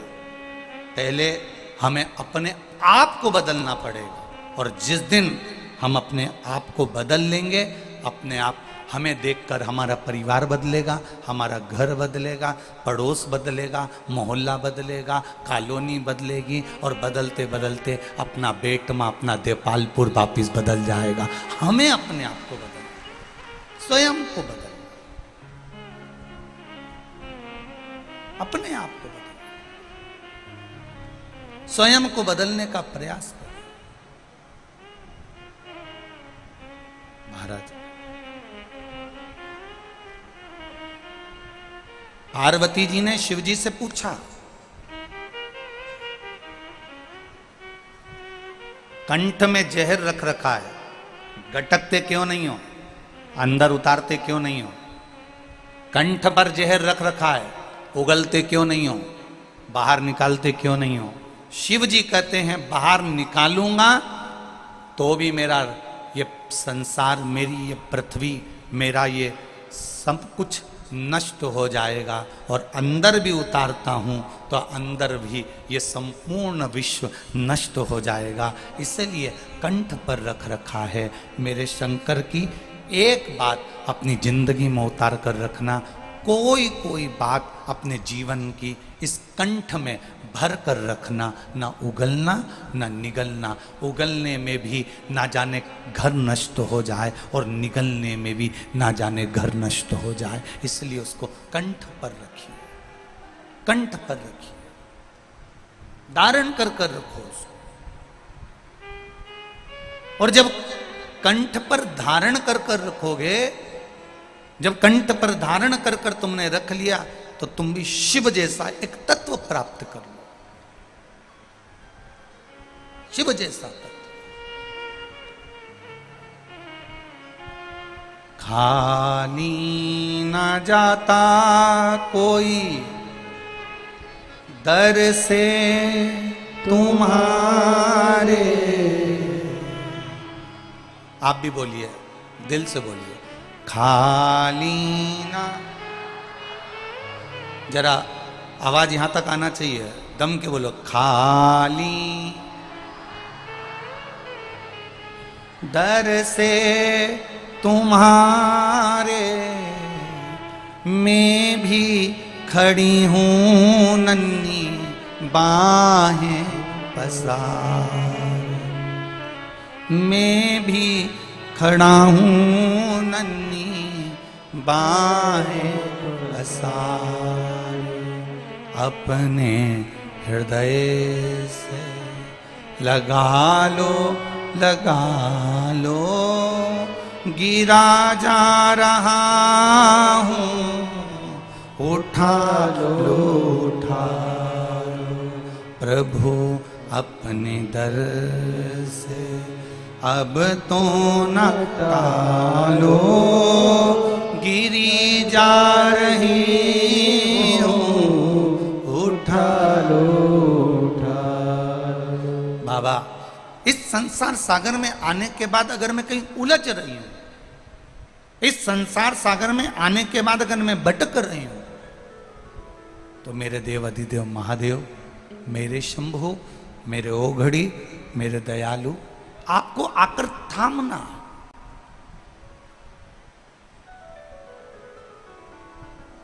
भजन करने वाले को परमात्मा ढूंढ लेता है। कैसे ढूंढता है?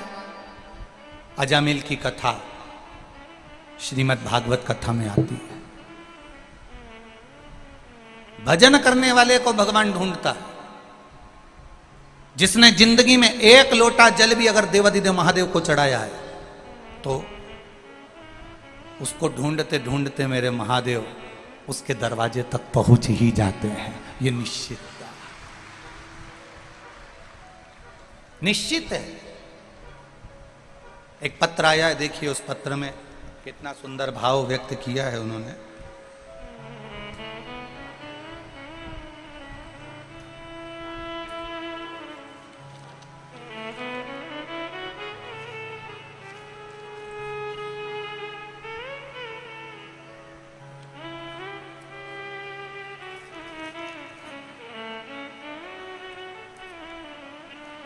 पहले तो धन्यवाद, पान के पत्ते पर आपने पत्र को जोड़कर भेजा है, बहुत बहुत साधुवाद है आपको।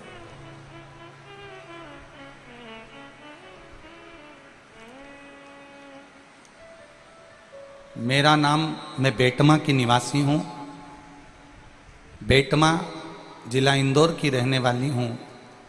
चीनू दुर्गेश कुमरावत हूँ। कहीं बैठी हो तो हाथ हिला सकती हैं। मेरा नाम चीनू दुर्गेश कुमरावत, बेटमा जिला इंदौर। कहीं बैठी हो तो हाथ हिलाइएगा, जहां भी बैठी हो।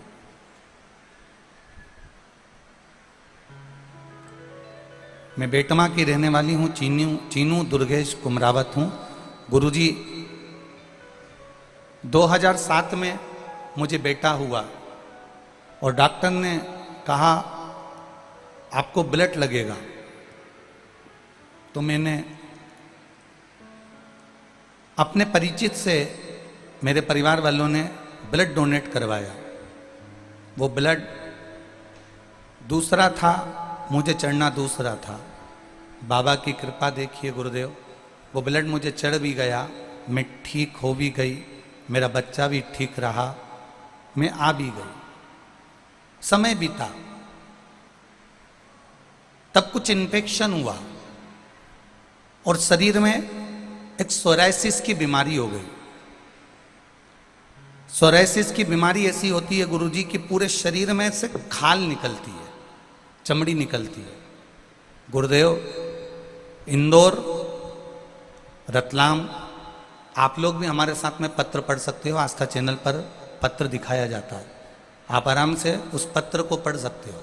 इंदौर, रतलाम, नीमच, बरनागर, जाने कितने डॉक्टरों को मैंने दिखा लिया पर वो बीमारी ठीक नहीं हुई। 2007 से लगातार वो बीमारी बनी रही और शरीर से चमड़ी फुकली निकलती रही और वो चमड़ी खाल निकलती रही। सोरायसिस की बीमारी बढ़ती चली गई। लोग मुझसे नफरत करने लगे क्योंकि शरीर में से चमड़ी गिरती थी तो लोग अच्छा नहीं मानते थे। गुरुदेव, सारे इलाज करवाते करवाते 2007 से इलाज करवाते करवाते 2019 आ गया, 20 आ गया, 21 आ गया और इलाज करवाते करवाते जब थक गए तब किसी ने कहा कि शिव महापुराण की कथा टीवी पर आती है, सियोर वाला महाराज बाजता है, वो एक लोटे जल का कहता है, तू एक काम कर, एक लोटा जल शिव जी को चढ़ा, बेलपत्र चढ़ा। मैंने वो भी करना प्रारंभ करा तो भी बीमारी में आराम नहीं लगा। सोरायसिस की बीमारी जैसी की जैसी रही।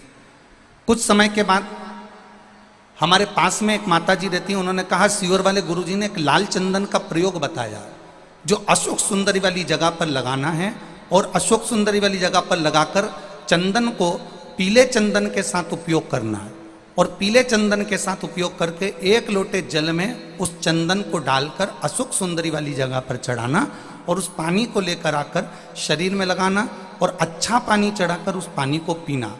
ये सियोर वाला महाराज ने बताया, तू उसको कर। मैंने केवल एक बार सोमवार की अष्टमी के दिन वो प्रयोग किया और गुरुदेव 2007 से जो बीमारी थी सोरायसिस की, 15 दिन के अंदर मेरी बीमारी 15 साल की समाप्त हो गई। ये शिव तत्व है, ये शंकर, ये औघड़ी है। अब मेरा पूरा शरीर ठीक हो गया है गुरुदेव, मैं पूर्ण तरह से स्वस्थ हो गई हूँ। एक और बात कहने के लिए आई हूँ, मेरी भांजी को 9 साल से संतान नहीं थी, गर्भ नहीं ठहर रहा था 9 साल से। उन्होंने सारे डॉक्टरों को दिखा लिया था। तब मैंने अपनी भांजी को कहा कि तू पशुपतिनाथ का व्रत कर। शिवजी का व्रत उसने करना प्रारंभ करा और चौथे सोमवार को ही उसका गर्भ ठहर गया। मैं उसको भी लेकर आई हूं यहाँ प्रणाम करने के लिए। ये शिव तत्व है, यो घड़ी। शंभु शरणे पड़े मांगू घड़ी रे घड़ी, दुख काटो दया करी दर्शन आपो। आपका विश्वास जब जागृत हो जाए, मेरा माताओं से केवल इतना सा निवेदन है, मेरे पुरुष भाइयों से इतना सा निवेदन है, बच्चे बैठे हैं इस कथा में उनसे निवेदन है, युवान बहन भाई इस कथा में बैठे हैं उनसे निवेदन है, आप दिल लगाकर 7 दिन की कथा जो बेटमा में हो रही है इसको दिल लगाकर श्रवण कर लेना। अगर दिल लगाकर सुन लिया और उसको अपनी जिंदगी में उतार लिया तो मेरे महादेव आपके सामने खड़ा मिलेगा, ये निश्चित है। हृदय से सुनो। जो आस्था चैनल पर कथा सुन रहे हैं, फेसबुक यूट्यूब पर कथा सुन रहे हैं, चित्त लगाकर सुनो, अपना मन लगाकर सुनो। टीवी के सामने बैठकर भी अगर कथा सुन रहे हो तो पहले महादेव से ये विनती कर कर सुनो कि मैं बाबा बहुत उलझा हुआ हूं, बहुत तकलीफ में हूं, बहुत कष्ट में हूं, पर तू साधेगा तो मैं सध जाऊंगा। भाग्य बनाने वाला देवता होता है, भाग्य बनाने वाले देव होते हैं, भाग्य बनाने वाला भगवान होता है, किस्मत लिखने वाले देव होते हैं, किस्मत बनाने वाले भगवान होते हैं। पर भाग्य को बदलने की सामर्थ्यता अगर किसी में होती है तो वो देवाधिदेव महादेव में होती है। भाग्य बनाएंगे देवता, भाग्य बनाएंगे भगवान, पर भाग्य को बदलना, भाग्य को एकदम पलटने का अगर कोई बल रख सकता है तो वो देवाधिदेव महादेव रख सकते हैं। तुरंत आप उसके चरणों में जाकर आंसू भड़काए, आप उसके चरणों में जाकर विनती करें, आप उसके चरणों में जाकर निवेदन करें, आप उसके चरणों में जाकर नमन करें, आप उसके चरणों में जाकर एक लोटा जल चढ़ाए। उसने संवार लिया। आया दुख, आएगा दुख, क्यों नहीं आएगा?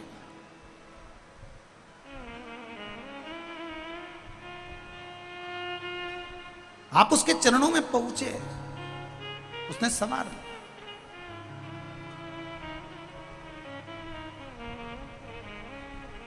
मैंने तेरे ही भरोसे ओ भोले, तेरे ही भरोसे हवा बिच उड़ती जावांगी, बाबा डोर हटो छड़ेगा मैं कटी जावांगी, भोले मैं तेरी पतन, शंभू मैं तेरी पतन, हवा बिच उड़ती जावांगी, बाबा डोर हटो छटीला में कटी जावांगी। आप उसका भजन कर रहे हो, आप उसका स्मरण कर रहे हो, ढूंढेगा वो आपको।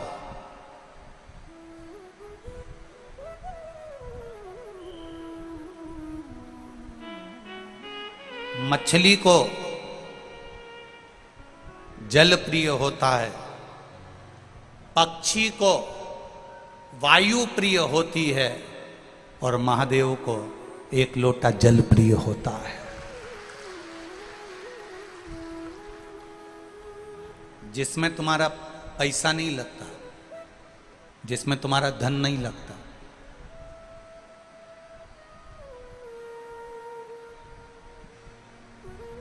जिसमें तुम्हारा धन नहीं लगता, जिसमें तुम्हारा पैसा नहीं लगता। आप इतने लोग कथा में बैठे हो और इतने समय से मेरी बहनें, मेरी जीजियां और मेरे ये भाई, मेरे जीजाओं, इतने समय से आप कथा सुन रहे हो। इतने लोग बैठे हैं कथा सुनने के लिए। आपने कभी इस व्यासपीठ से सुना कि गुरुजी ने कोई पैसे की चीज बताई हो कि इसमें तुम्हारा खर्चा होगा तब तुम इसमें ऐसा करना? जब भी व्यासपीठ से बोला तो कहीं पीपल का पत्ता, कहीं आंवले का पत्ता, कहीं शमी का पत्ता, कहीं बेलपत्री का पत्ता, कहीं बेर का पत्ता, कहीं पीपल का वृक्ष, कहीं आंवले का वृक्ष, कहीं बड का वृक्ष, कहीं बेलपत्री का वृक्ष, कहीं शमी का वृक्ष, कहीं लोटा भर के जल, कहीं काली तिल, कहीं शहद, कहीं दही, कहीं दूध। बस उसी का गुणगान शिव महापुराण में।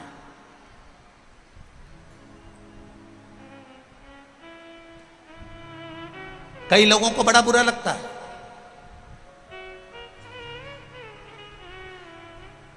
कई लोगों को लगता होगा कि महाराज जी कथा में ये सब चीजें बताते होंगे, ये सब चीजें वर्णन करते होंगे। हमारा तो आपसे भी निवेदन है, व्यासपीठ से जितनी भी चीजें आपको बताई जाती है वो सारी पुराणों में से बताई जाती है। एक एक पुराण को ध्यान से पढ़ना। गीता प्रेस गोरखपुर की एक एक पुराण अपने घर के अंदर ले आओ। मत्स्य पुराण, कूर्म पुराण, वामन पुराण, बरहा पुराण, नारद पुराण, भविष्य पुराण, गर्ग संहिता, जितनी पुराण ला सकते हो एक एक पुराण घर में लाओ। उसको धीरे धीरे एक एक लाइन को आराम आराम से पढ़ो। जितनी धीरे धीरे पढ़ोगे उतना धीरे धीरे आपके अंदर उतरते जाएगा। दुनिया के लोगों ने कहा कि सीहोर वाले महाराज ने श्री शिवाय नमस्तुभ्यम मन से मंत्र निकाल दिया, वो तो धन्यवाद दूंगा। लोगों ने जब इसका विरोध करा तब ब्राह्मणों ने, संतों ने, साधुओं ने, गुरुजन ने फिर इसको शिव महापुराण में पढ़ना प्रारंभ करा। जब शिव पुराण की विद्येश्वर संहिता में लिखा हुआ मिल गया कि श्री शिवाय नमस्तुभ्यम मंत्र को बोलने वाले का केवल मुख का दर्शन कर लो तो हजारों अश्वमेध यज्ञ का पुण्य फल प्राप्त हो जाता है, तब जाकर लोग उस श्री शिवाय नमस्तुभ्यम को छोड़े। नहीं तो पकड़ कर बैठे थे कि ये मंत्र कहाँ से आया, ये मंत्र क्यों बोला जाए, इस मंत्र का जाप क्यों करा जाए, इसको क्यों जपा जाए, इसको क्यों बोला जाए, इसका गुणगान क्यों किया जाए। जब उसको पढ़ लिया, समझ लिया, देख लिया, तब मालूम पड़ा एक एक चीज एक एक पुराण में से निकाल कर स्मरण करिए।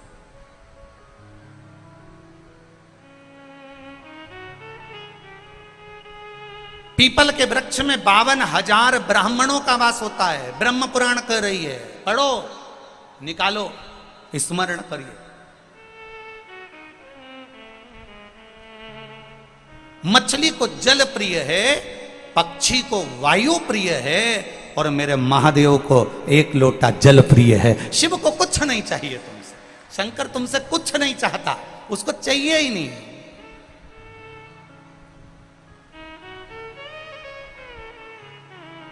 वो तो अपने लिए खुद ढूंढता है। एक बार देवाधिदेव महादेव माता पार्वती जी के साथ भ्रमण पर जा रहे थे। घूमते घूमते घूमते घूमते शंकर भगवान, कुछ लोग मुर्दे को लेकर जा रहे थे। राम नाम बोलो, बोलो, जम के बोलो, अच्छे से बोलो, राम नाम सत्य। और अच्छे से बोलो, राम नाम सत्य। बोलना चाहिए कभी कभी। कभी कभी जब तुमको ऐसा लगने लगे कि तुम बहुत अकड़ में जिंदगी जी रहे हो, तो 5 मिनट कुर्सी पर बैठे बैठे बोल लिया करो, राम नाम सत्य है। समझ में आ जाएगा कि आखिरी में जाना पड़ेगा, इसलिए शांति रखो। अब राम नाम सत्य कहते कहते कहते कहते गांव के लोग किसी मुर्दे को लेकर जा रहे थे। शंकर भगवान पार्वती जी के साथ में भ्रमण कर रहे थे। भ्रमण करते करते महादेव के, मेरे शिव के कानों में शब्द चले गया, राम नाम सत्य, राम नाम सत्य। शंकर भगवान खुश हो गए, पार्वती को छोड़ दिया। महादेव उस मुर्दे के पीछे पीछे जाने लगे। गांव के लोग बोल रहे, राम नाम सत्य। शंकर भगवान खुश होकर चले जा रहे, चले जा रहे, चले जा रहे। जाते जाते गांव के लोग थोड़े आगे गए। आगे जाने के बाद उन्होंने वहां पर जाकर बोलना बंद कर दिया कि राम नाम सत्य है। गांव के लोगों ने बोलना बंद कर दिया। महादेव इतनी धुनी में रम गए राम जी की कि एक वृक्ष के नीचे बैठ गए। बैठे, धुनी में रम गए, और गांव के लोग आगे जाकर बोलना बंद कर दिए। थोड़ी देर बाद महादेव की धुनी समाप्त हुई, और महादेव की धुनी जैसे ही समाप्त हुई, महादेव को लगा गांव के लोग बोल रहे थे, चुप क्यों हो गए, जरा जाकर देखो। महादेव तुरंत अंदर उस मशान में प्रवेश कर गए। उस मशान में, उस शमशान में प्रवेश कर गए। और प्रवेश कर कर मेरे महादेव ने देखा गांव के लोग चुप होकर चले गए। कोई व्यक्ति यहां जल रहा है चिता में। मुझे लगता है ये बड़ा पवित्र व्यक्ति था, इसी के चक्कर में लोग राम नाम ले रहे थे। महादेव इंतजार करे। जैसे ही राख तैयार हुई, महादेव ने सोचा ये व्यक्ति भले चले गया, परंतु इसकी भस्म, इसकी राख मेरे शरीर पर होना चाहिए। महाराज शिव जी ने उस मरे हुए जीव की राख को अपने शरीर पर धारण करा। कहाँ बैठकर धारण करा? मसान में बैठकर। राख का रा लिया और मसान का मा लिया, दोनों को मिला के क्या हो गया? जम के बोलो जरा, राम। राख का रा लिया और मसान का मा लिया। राख उठाकर मेरे महादेव ने अपने शरीर पर धारण करना प्रारंभ करा। पार्वती जी शिव जी को ढूंढ रही हैं, भोलेनाथ कहां गए?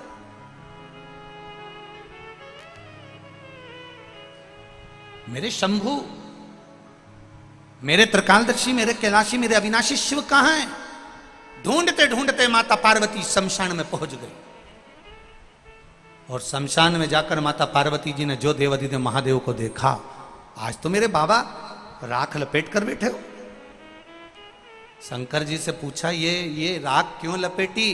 शंकर भगवान बोलते हैं, ये राख नहीं है, इसके पीछे चलने वालों ने राम राम कहा था, तो इसकी राख में भी राम समाया था। उस राम को मैंने तन पर लगाया था। ये राख नहीं, ये मेरा राम है, जिसको मैंने तन पर लपेट कर बैठा है, तन पर रमाया है।